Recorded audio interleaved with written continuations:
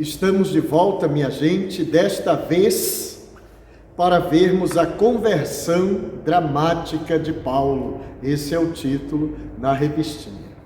Nós queremos nessa lição considerar, claro, que o personagem vai ser Paulo, não é? Até então Saulo.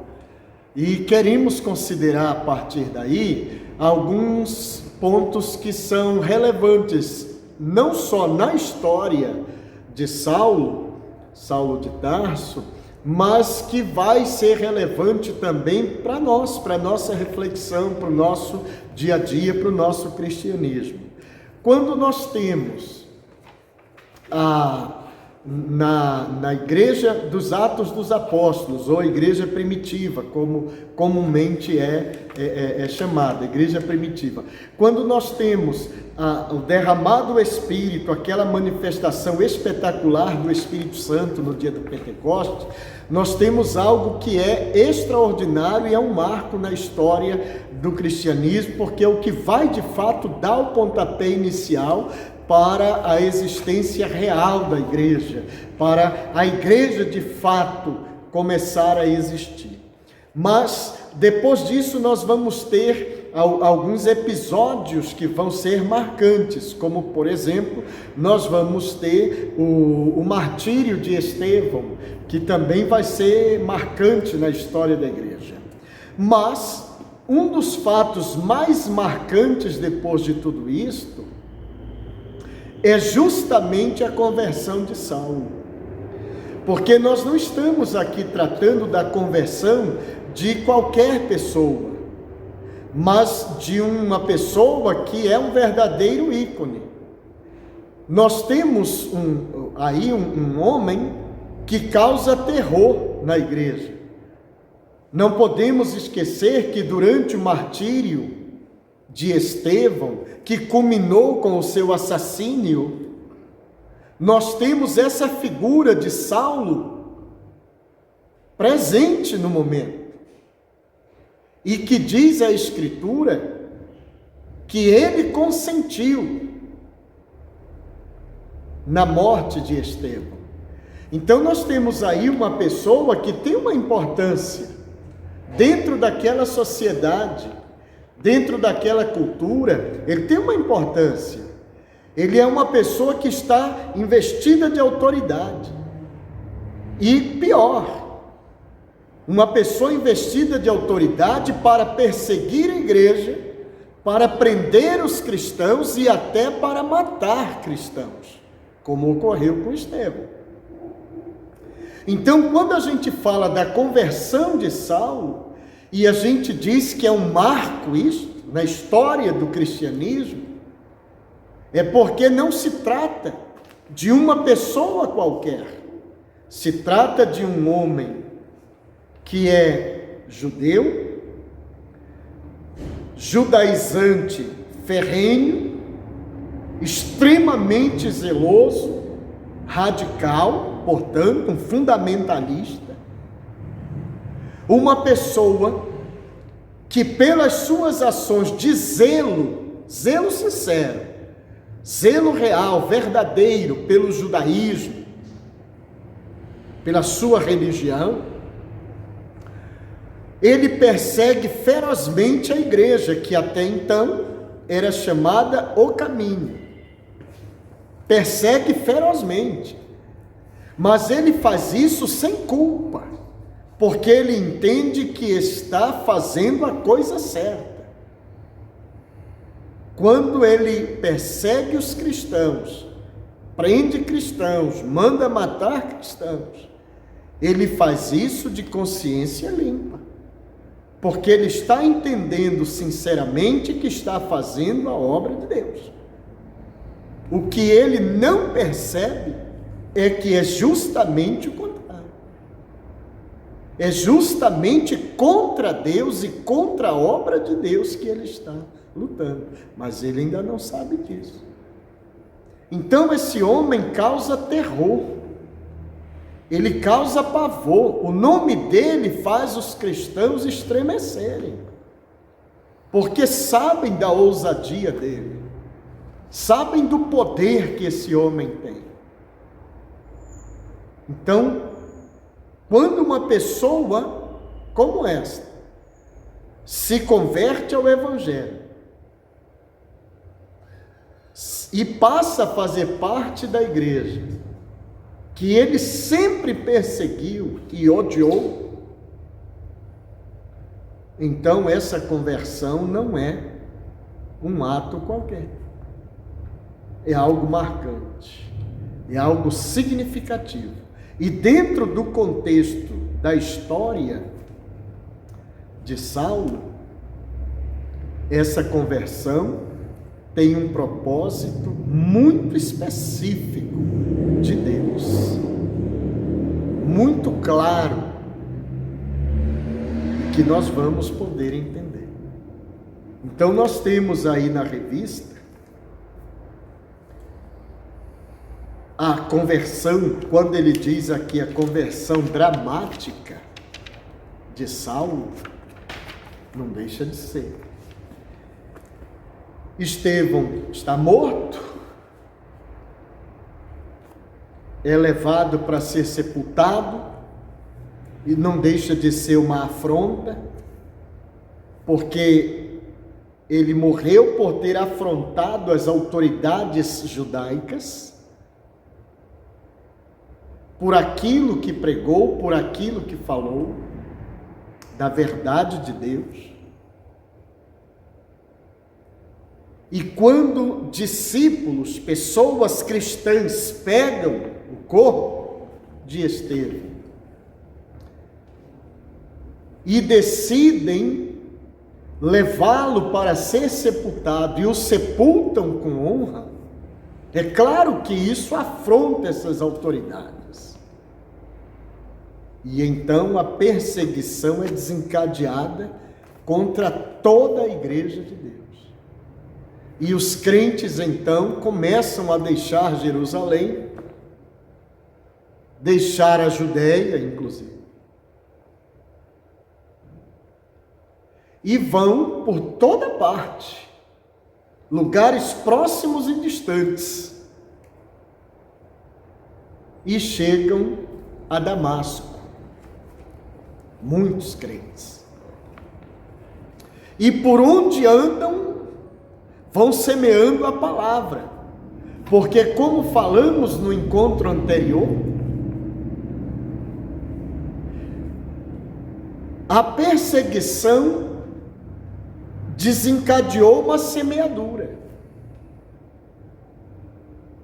forçou uma semeadura, porque conforme os crentes vão saindo de Jerusalém em fuga para outras localidades, eles vão semeando a palavra, vão semeando.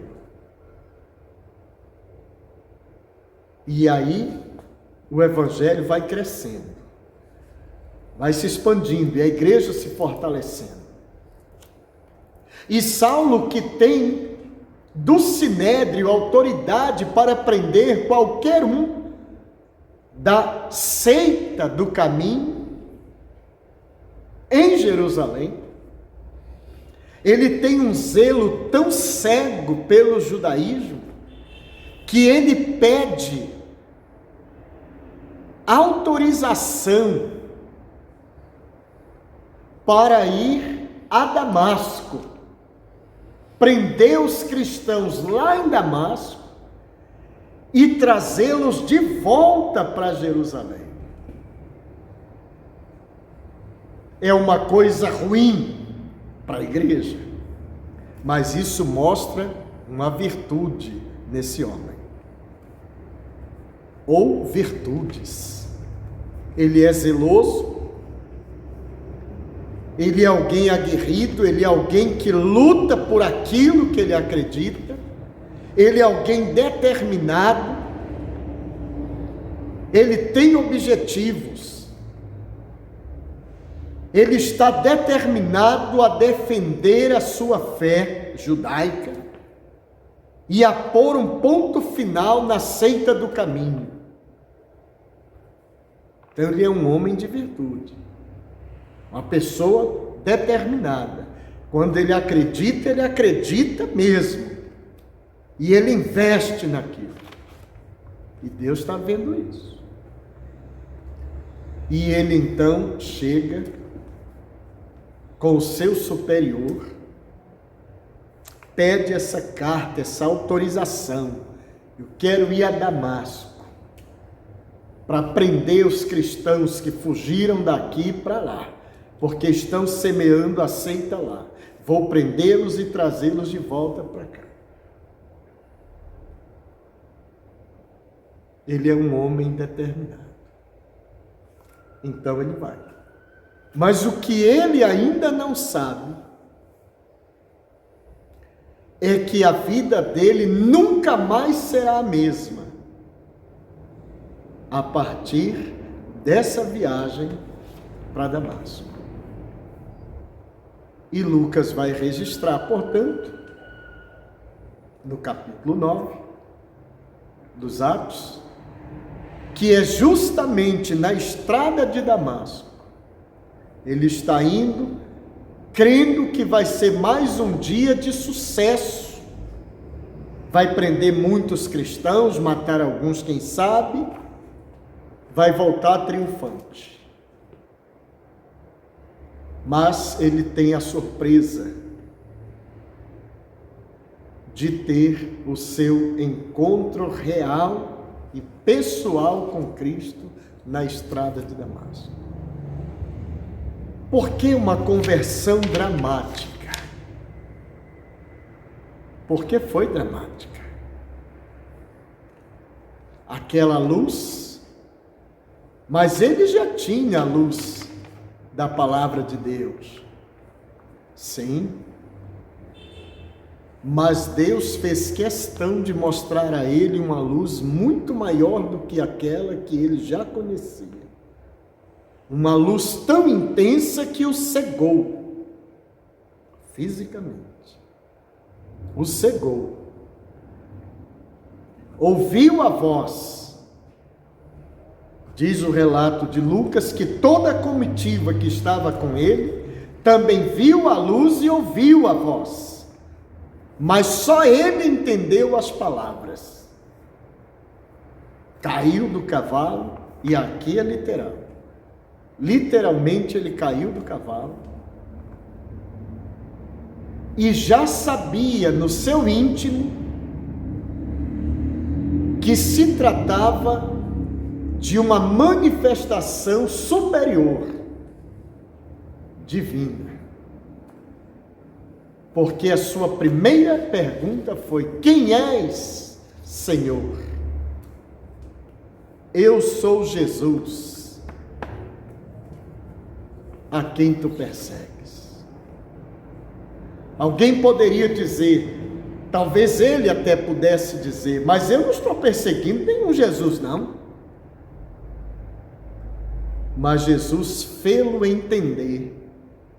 E como bom entendedor que Saulo era, porque era um homem muito culto, muito esperto, inteligente e astuto, entendeu as palavras de Jesus. Ele entendeu instantaneamente que ele estava perseguindo a igreja e que isso era a mesma coisa que está perseguindo Jesus. Eu sou Jesus a quem tu persegues. Ele já entendeu.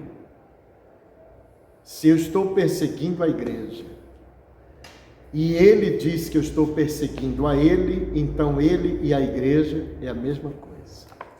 Por quê? Porque a igreja é o corpo de Cristo. Se você persegue o corpo, perseguiu a cabeça, porque é a mesma coisa. Tudo é um corpo só. Ele entendeu ali. E Jesus vai mostrar para ele, e vai deixar isso claro. Tu vais aprender, Saulo, como é duro recalcitrar contra os aguilhões. Ou seja, você vai aprender o que é padecer pelo meu nome. O que é sofrer pelo meu nome. Porque Paulo até então, Saulo, sabia muito bem como fazer sofrer por causa de Cristo. Ele sabia como impingir dor nas pessoas por causa do Evangelho. Mas agora ele aprenderia a sentir dor, a sofrer por causa do Evangelho. É dramática essa conversão, porque nós temos um homem ilustre, que está acostumado a mandar e ser obedecido.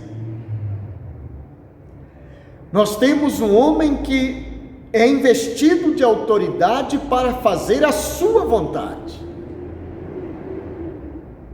E agora esse homem se vê no chão, literalmente no chão. E pior, cego. Para chegar a Damasco, teve que ser levado pelos companheiros. Mas um homem sincero, muito verdadeiro. E quando ele recebe a palavra de Cristo ali, o drama começa na queda do cavalo. O drama se torna mais grave quando ele fica cego. E o drama só está começando. Ele é levado a Damasco, vai para a casa de um certo Judas. E lá no outro lado, um crente, temente a Deus verdadeiramente, chamado Ananias, recebe de Deus a revelação. Vá até a rua direita.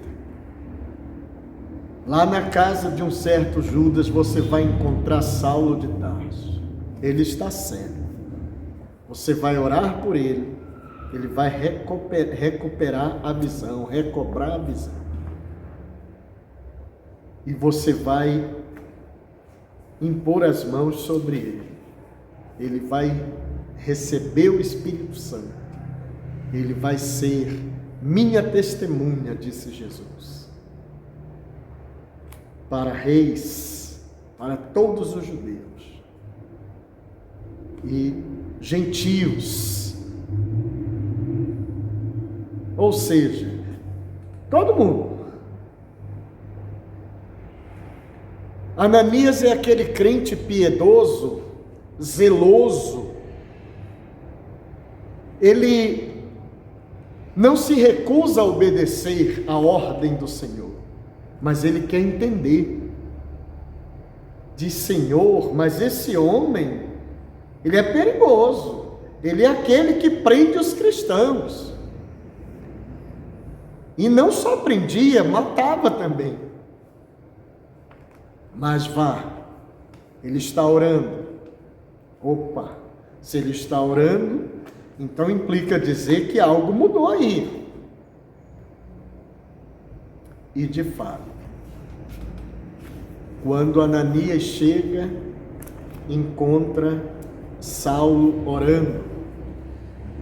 E em oração o Senhor já revelara a ele que chegaria um crente, esse Ananias, que iria pôr as mãos sobre ele e ele ficaria curado da cegueira. Ficou 3 dias cego, 3 dias. Mas foi o suficiente para ele entender quem era Jesus e que era a Jesus que ele perseguia e que de agora em diante ele seria defensor dos interesses de Cristo, dos interesses de Jesus. Ele seria um arauto do Rei Jesus. Isso é significativo. Quando Ananias chega, o chama de irmão. Isso dá ao mesmo tempo a Saulo a sensação de ter sido aceito, de ter sido recebido na comunidade cristã. irmão Saulo. Isso deve ter soado doce a ele, gostoso. Isso deve ter tranquilizado o coração dele, porque, por outro lado, se Ananias estava apreensivo a ir até ele, ele também devia estar apreensivo, porque, afinal de contas, ele estava cego, não ia poder se defender se houvesse um ataque contra ele, e ele era uma pessoa odiada. Os dois estavam apreensivos. Mas, irmão Saulo, isso o tranquiliza. Isso é muito importante de nós percebermos, porque aqui começa uma nova página na história de vida desse homem. Daí termos dito anteriormente que a vida dele nunca mais seria a mesma depois da estrada de Damasco. Ele se converte genuinamente, ele reconhece Cristo como Senhor e Salvador, ele é cheio do Espírito Santo, ele é batizado, ele é um cristão, agora um discípulo, um defensor daquela seita, como ele entendia, que ele tanto perseguia. Agora ele é um defensor, agora ele é um arauto de Cristo. Às vezes, nós precisamos pensar que é muito importante passar pela estrada de Damasco. E muitos cristãos hoje deveriam passar pela estrada de Damasco para ter essa experiência real, pessoal e vívida com Cristo. Até para não caírem no erro de Simão, o mágico, mas para vivenciarem a experiência de Paulo. Ali em Paulo, em Saulo de Tarso até então, nós vemos Deus agindo de uma forma incomum. Saulo, que acreditava ter mais luz que todo mundo, ele se bastava a ponto de perseguir a igreja e de decidir quem morria e quem vivia. Agora ele se vê cego, sem luz. Às vezes é preciso perder a luz que temos, para que a luz de Cristo brilhe em nós. Foi o que aconteceu com aquele homem. Só a partir do momento em que ele ficou cego, foi que a luz de Cristo brilhou na vida dele. E ele enxergou a verdadeira luz de Deus. Naquele momento é que nasce o novo homem. É que nasce aquele que ninguém jamais poderia imaginar que seria o apóstolo dos gentios, maior perseguidor da igreja, agora se transforma no maior defensor da igreja, no mais digno, honrado e influente representante do reino de Deus. Isso é tão verdade que Pedro, que está na posição de comando, está liderando um grupo aqui e ali, representando a igreja, confirmando os crentes. Você vai ter Pedro até o capítulo 10 de Atos. No capítulo 11 ele é citado rapidamente, só de relance. Capítulo 11 não, no capítulo 15 ele é citado só de relance. Mas de fato do capítulo 11, onde Pedro não é citado, você tem o capítulo 10, no capítulo 9 você está aí com Saulo, a sua conversão. Depois você vai ter do capítulo 13 de Atos, até o 28, todo o resto do livro é Paulo. E Pedro, e João, e os outros. No capítulo 15, de relance é mencionado, mas já sai de cena. Paulo, até o final do livro. Quem poderia imaginar que aquele que consentiu na morte de Estevão,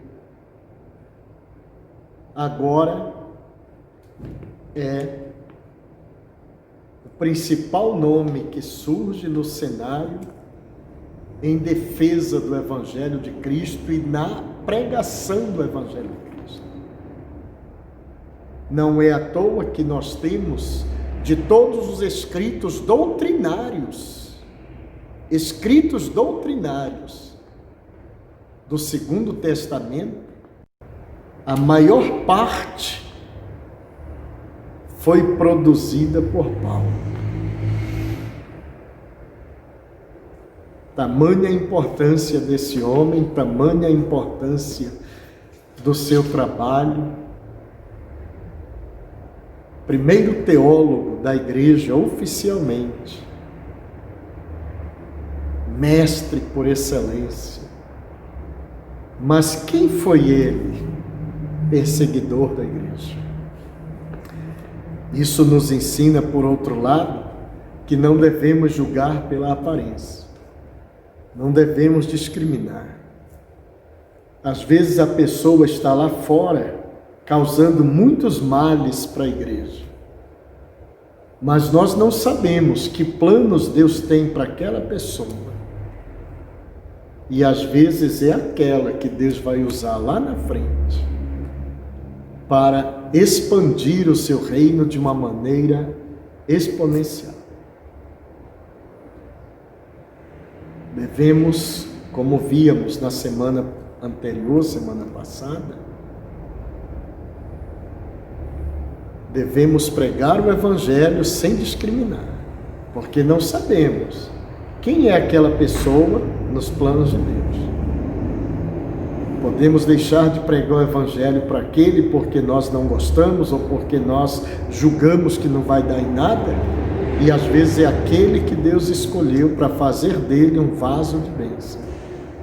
Está aí um perseguidor que se torna perseguido. Então, desde muito cedo, Paulo começa a experimentar a dor de servir a Cristo. Se converteu, e ele se converteu genuinamente. A vida dele passa por uma humilhação, porque ele entra na cidade de Damasco cego, carregado pelos seus companheiros, e sai de Damasco fugido, dentro de um cesto de madrugada, como um marginal, um malfeitor. Isso porque havia um plano dos judeus para tirar a vida dele. E os discípulos então resolveram descê-lo por um cesto na calada da noite, para que ele pudesse escapar. Veja bem, entra cego, humilhado, conduzido por outro, e sai sorrateiro, escondido, dentro de um cesto como um criminoso. É humilhante para esse homem, mas ele está aprendendo a sofrer por amor a Cristo.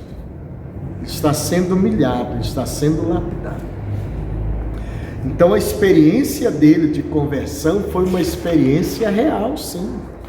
Foi pessoal e foi uma coisa única, porque outros não tiveram a experiência que ele teve na sua conversão. Foi realmente algo dramático, algo dramático. Ananias é aquela figura importante na história de Saulo e a história de Paulo, mas é é significativo olharmos para ele, porque ele nos traz lição também. Ananias é aquele crente anônimo.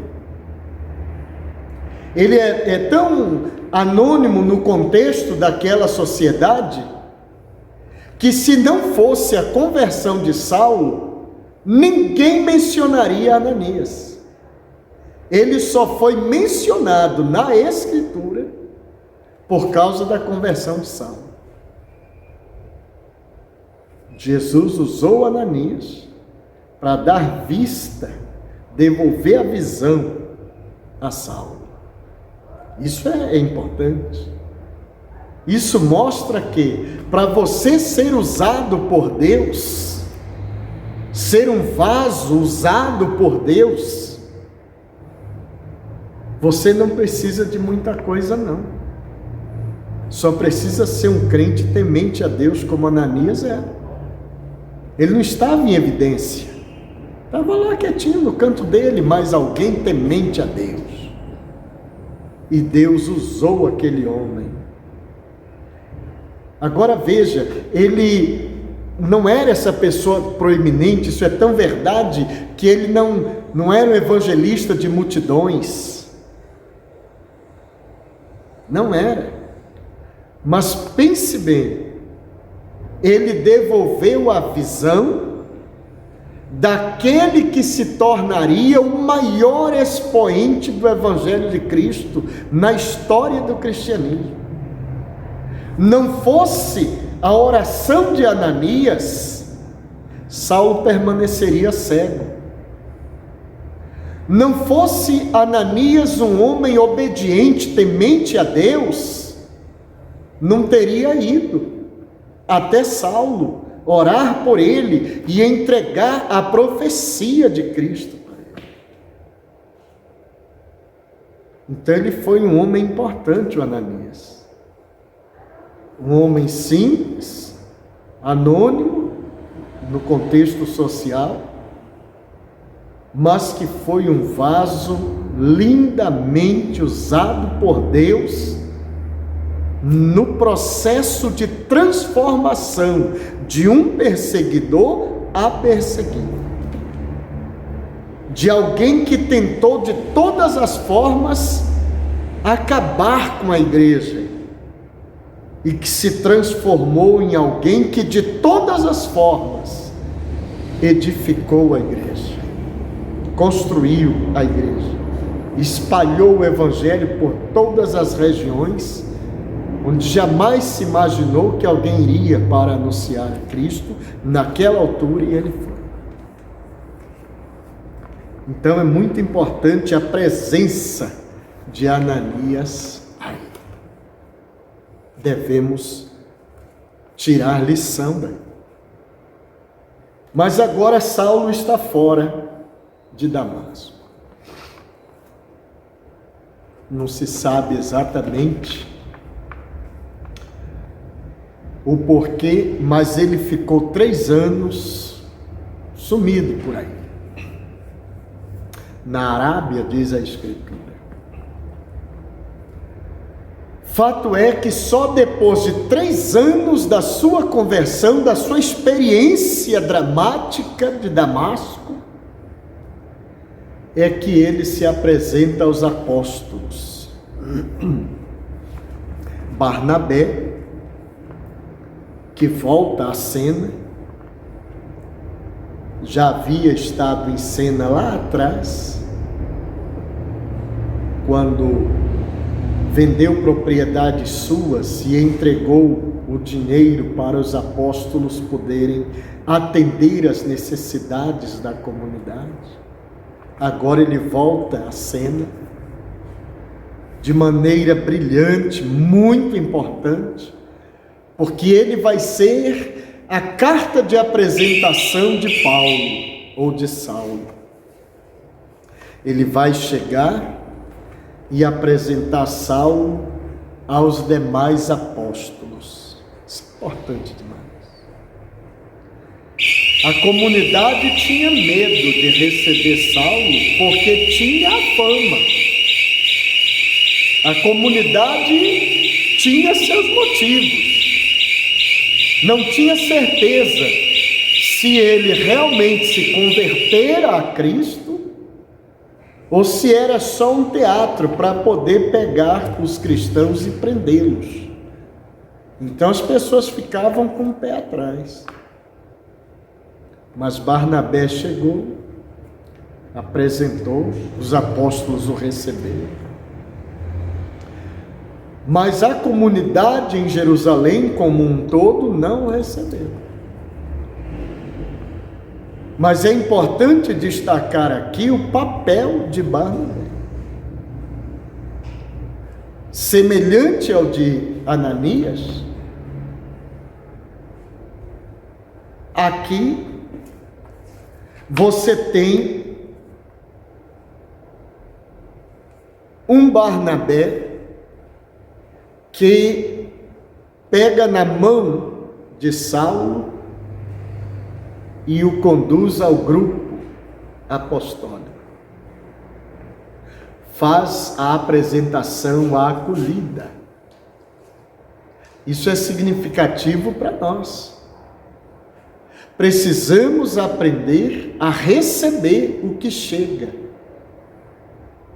a receber os novos irmãos na fé e a integrá-los ao grupo, integrá-los ao corpo. Porque muitas das vezes é difícil para ele que está chegando, mas também é difícil para o que já está, que não o conhece. Então, nós temos que desenvolver também esse papel. Ajudar o que chega, ajudar o recém-chegado na fé, a fazer parte da comunidade, a compreender o métier, a entender como funcionam as coisas, para ele se sentir em casa, para ele perceber que aqui é gente dele, a casa dele, o lugar dele. Precisamos ser Barnabé, em certo sentido. Então, isto foi significativo. O trabalho que Barnabé fez foi muito importante nesse processo de integração de Paulo. Foi muito significativo.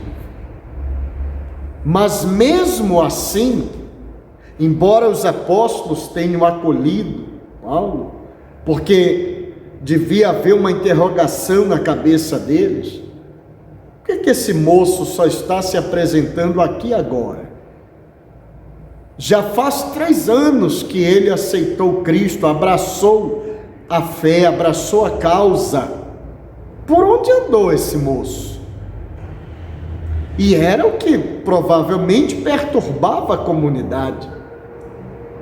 Terá ele realmente se convertido ou é um truque para nos pegar de surpresa?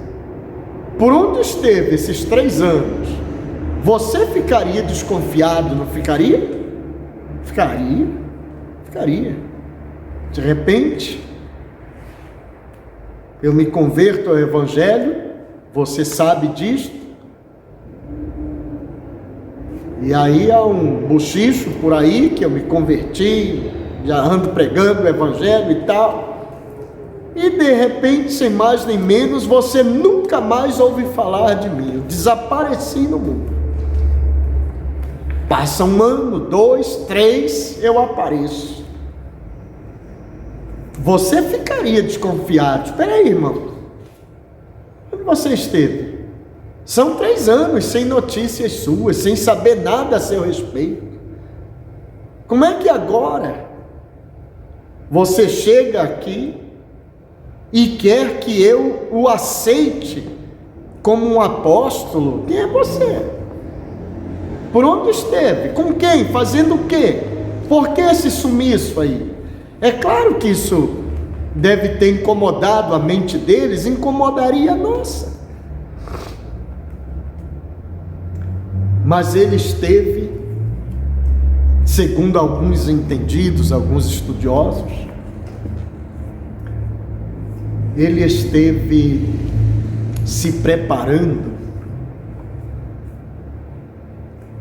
para a sua missão, nova missão, que agora não é mais carta das autoridades judaicas que ele tem.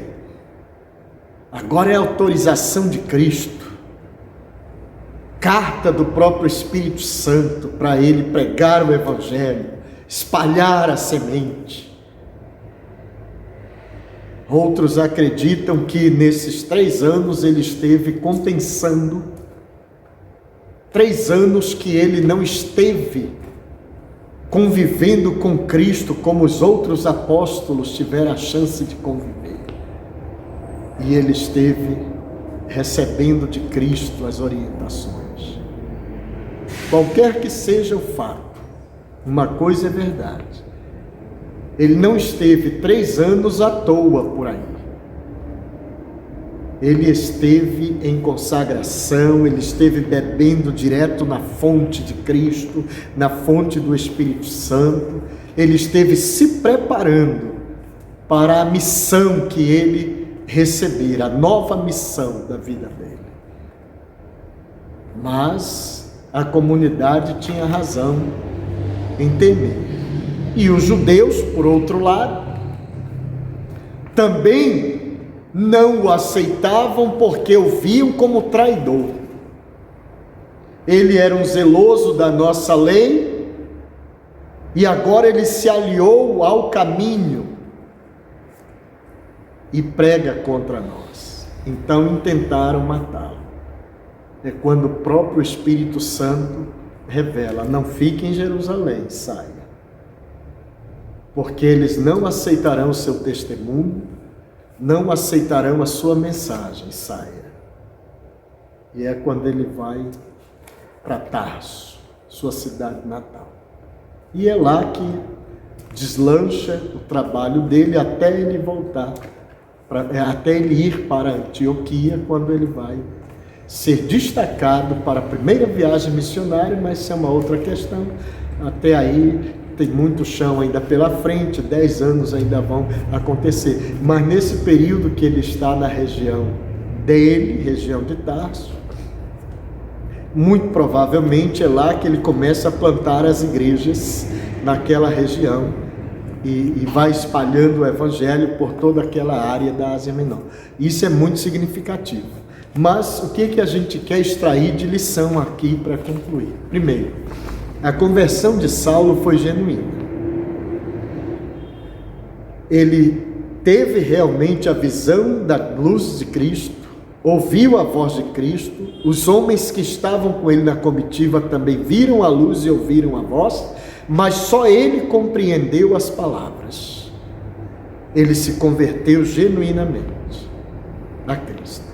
Nós precisamos ter essa experiência genuína de conversão a Cristo. Se você é um crente que há anos está na igreja e acredita que só pelo fato de estar na igreja há muitos anos você já é um convertido, comece a refletir e veja se você de fato teve um encontro pessoal com Cristo. Quando foi? Como foi? Paulo teve o seu na estrada de Damasco e foi dramático o seu encontro, mas a sua conversão foi genuína. Nós precisamos olhar para ele como alguém improvável, alguém que nunca, jamais, ninguém no mundo poderia olhar para aquele homem e dizer: um dia ele será um pregador do Evangelho de Cristo. Nunca, jamais, ninguém seria capaz de vislumbrar isso.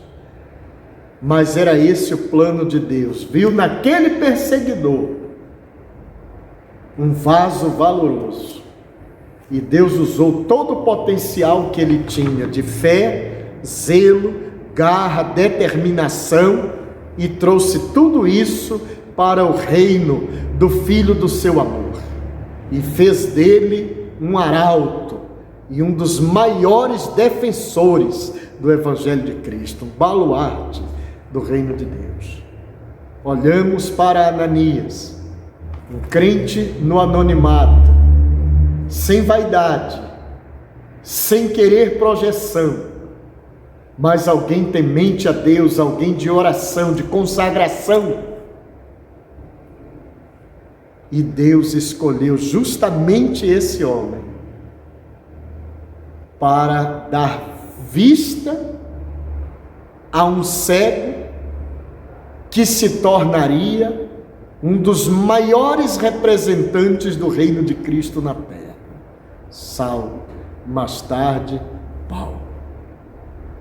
Olha para Barnabé, alguém que é experiente, que é respeitado, que tem uma posição honrosa no meio da comunidade, mas teve humildade suficiente para receber aquele novo crente, recepcioná-lo, apresentá-lo a todos os outros apóstolos, para ajudá-lo a se integrar ao corpo, se integrar ao grupo.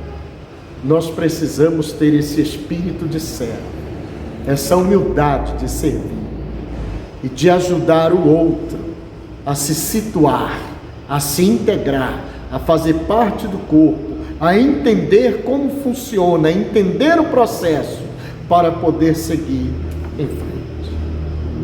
Que Deus nos dê graça e que o decorrer da semana seja para nós de muito aprendizado, de muitas conquistas e vitórias, e que sejamos crentes cada vez melhores, em nome de Jesus.